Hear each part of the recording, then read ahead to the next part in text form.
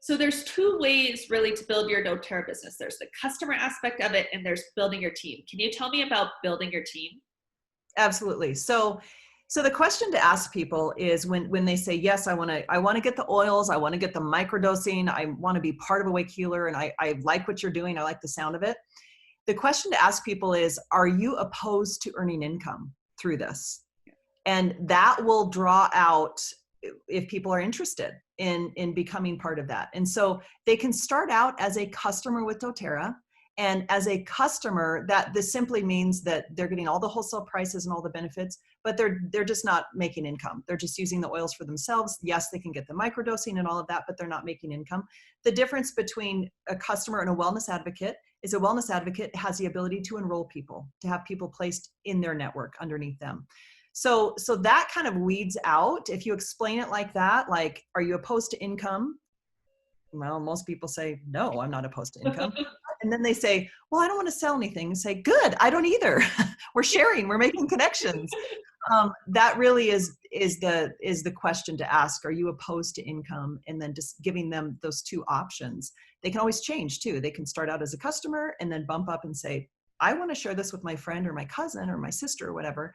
And then they can upgrade to wellness advocate. It's free, super easy in their back office. Cool. So what kind of people do we want to draw into us? Like what's our ideal team look like? What characteristics or attributes do these people have that we really want to bring into our teams? Okay, so the number one thing is that you trust them. You trust them and you'd love to hang out with them.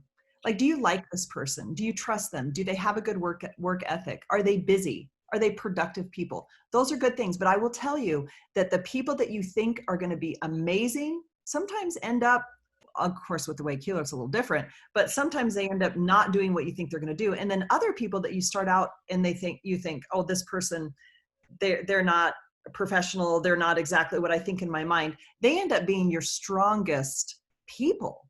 And so what the saying is out there is, don't prejudge. My strongest leaders in doTERRA, in my organization, started out just as customers. So if you were to handpick and say, I want this person and that person and that person, you have to be careful not to be too picky, because leaders develop over time. They grow over time. And so don't be discouraged if somebody starts out and says, I just want to be a customer. I don't want to share it with anyone. Give them time, ease them into it. It may be a month or two or even 3 or 4 down the road that they go, okay, wow, these oils are amazing. And I love the microdosing. And I've been sharing this Awake Healer website with so many friends. And you know what? I think I want to be part of this. I could actually make money. Really? Tell me about that. And then they end up being your strongest builder. So back to what the key thing is, though, is you want to trust them. You want to be able to you like them. You want to hang out with them. This is someone that you'd like to hang out with, and they'll run with it. Yeah, I think to put into energetic terms, there are people that you connect with that sound so excited about it, but they're draining on you. And so whenever you interact with them, they can be really draining. Those are the people that you really don't want to bring onto your team or don't want to be a major part of it. And then the people that you can connect with and fill you up and just like get excited, explain a few things, and they go with it.